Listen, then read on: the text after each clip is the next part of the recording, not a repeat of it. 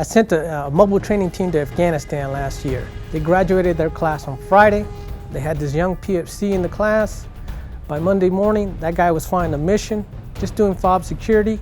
They had a patrol that came out and they had contact. The guy flew his Raven over that particular engagement area. They were able to assess the enemy situation and quickly respond. They had 2 young American soldiers that were wounded. From just the Raven flying overhead, they were able to pinpoint where the enemy was at. They sent air support, took out the enemy. They went in there, sent out the quick reactionary force. They retrieved the wounded soldiers. They retrieved those guys out of that hot zone. Came back, didn't lose a single life. But you got to think about it. You just trained this PFC, graduated on Friday, and this happened on a Monday.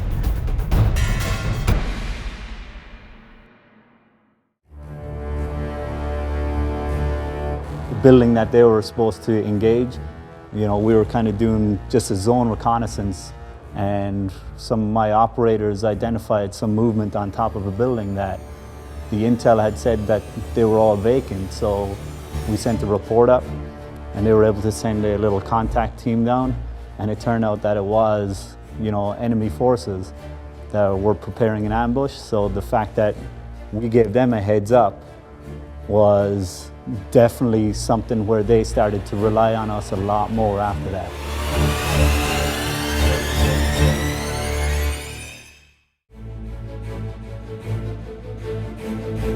There were several times in Iraq where one of those missions where the infantry's on the ground, they're kicking in the front door, looking for the bad guy. He runs up to the top of the roof.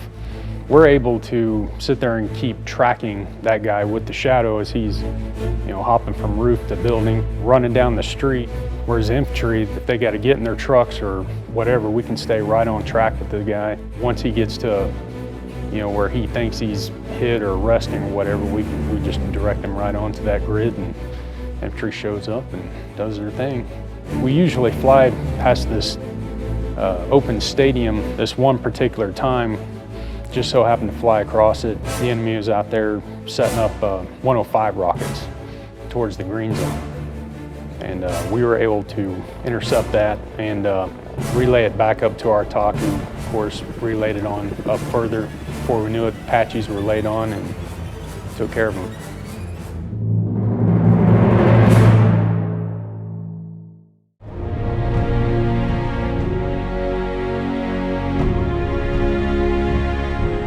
I happened to be co-located with the Humaners while I was in Mosul, and we had a guy come in to talk to the Humaners, and they happened to say, "Hey, where are you guys flying at?" And this guy really has some pretty descriptive directions on where he was from. And what happened was they beat him up so bad and they killed his brother in front of him.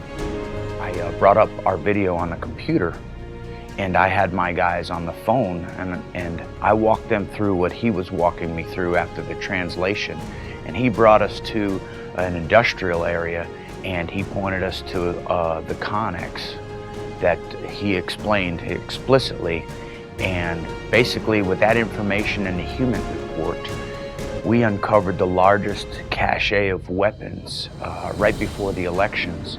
And the scariest part about that was there was fake election signs in there. So what they were planning on doing was luring people inside of a fake polling site, and they were going to blow them up. The guys on the ground, along with our video and the human report, they actioned that target that day. And to me, that's time sensitive, and it was the largest cache until about a month or 2 before we left. It was huge. It was huge. They blew it up and it went to the sky, and it was emotional because those signs, to really think of what they were going to do to those people.